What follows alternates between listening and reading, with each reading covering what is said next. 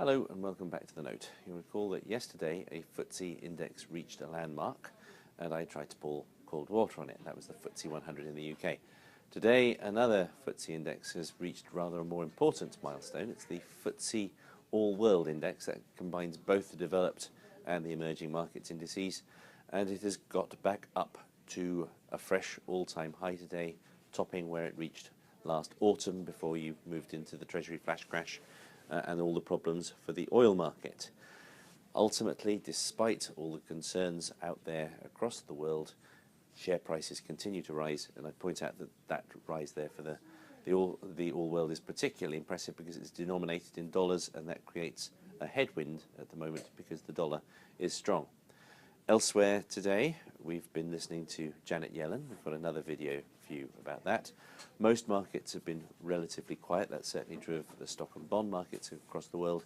You did see a very interesting move back up in the oil price. However, Brent crude was up some 5%, mainly because the Saudi Arabians are speaking positively about the demand that they're finding. I'd like to end, however, with a trend that has moved very quietly, but that could be becoming much more significant. This is the Brazilian real compared to the dollar. It's had a bad day today, and it is right back at lows that it has not seen in more than 10 years. Now, what's remarkable about this is the extent to which this currency has fluctuated over this last decade.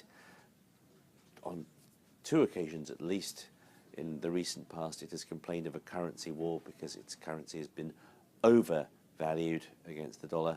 At this point, there plainly has to be a risk, if we don't see the kind of bounce back that tends to happen in currencies in these situations, there has to be a risk that we could be returning back towards a currency crisis where the real is simply too weak.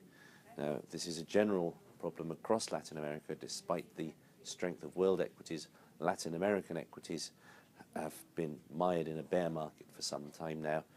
There are many more interesting areas of the world at the present. It would be unwise to take one's eyes off Brazil and Latin America.